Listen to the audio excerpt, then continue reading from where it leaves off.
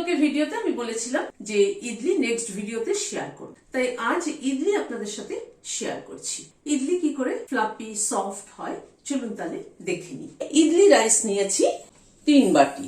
ইডলি রাইসটা কিন্তু একটুখানি মোটা মোটা হয়। 1 বাটি উড়ার ডাল নিলাম, যেটাকে আমরা বাংলায় বলি বিউলির ডাল। চাল ও ডাল দুটোকে ভালো করে ধুয়ে নিলাম। এবার জল দিয়ে ভিজিয়ে দিচ্ছি। ডালের মধ্যে 1 চামচ মেথি দিয়ে দিলাম। মেথিটা দেওয়া এই কারণে যে ফ্লেভারটাও ভালো হয় আর ইডলিটা কিন্তু সফটও হয়। এবার ডালটা জল দিয়ে ভিজিয়ে দিচ্ছি। চাল আর ডালের পরিমাণটা কিন্তু 3:1 হবে। চাল আর ডালটাকে ঘন্টা 3-4 মতো ভিজিয়ে রাখবো। এবার জলটাকে ফেলে দিচ্ছি। চালটা আর ডালটা কিন্তু আলাদা আলাদাই পিসবো। চালটা পিসতে যেটুকু জলের দরকার হবে সেটুকুই জল কিন্তু ব্যবহার করব। পেশা হয়ে গেল, ডালটাও অল্প একটু জল দিয়ে পেস্ট করে নিচ্ছি। এবার ডালটাকেও পিষে নিলাম। চালটা যেমন একটুখানি দানা দানা মতো থাকবে, ডালটা কিন্তু স্মুথ পেস্ট হবে। দুটোকে একসাথে মিশিয়ে নিচ্ছি। এবার ঢেকে 10-12 ঘন্টার জন্য রেখে দেবো ফার্মেন্টেশনের জন্য। ব্যাটারটা 12 ঘন্টা অব্দি বাইরে ছিল। আমি মাইক্রো ওভেনের মধ্যে ঢুকিয়ে রেখেছিলাম। একটা ক্লোজড এরিয়া ঢুকিয়ে রাখলে হয় কি ফার্মেন্টেশনটা খুব ভালো হয়। দারুণ সুন্দর ফার্মেন্টেশন হয়েছে। মিশিয়ে নিচ্ছি। নুন দিয়ে দিলাম। ব্যাটারটা আরেকটু পাতলা করব। এরকম থিকনেসের একটা ব্যাটার হবে। ইডলি মোল্ড নিয়েছি, হোয়াইট অয়েল দিচ্ছি।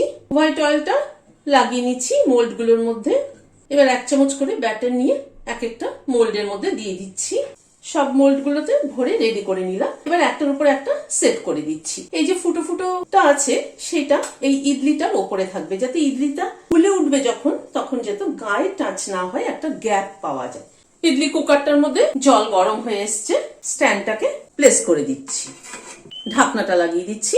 মিনিট 10 মতো স্টিম করব। গ্যাসের ফ্লেমটাকে বাড়িয়ে দিলাম। প্রায় মিনিট 10 মতো স্টিম হলো। এবার ঢাকনাটা খুলে নিচ্ছি। দেখুন ইডলিগুলো কি সুন্দর ফুলে উঠেছে। স্টিক ঢুকিয়ে দেখে নিচ্ছি ইডলিটা হলো কিনা।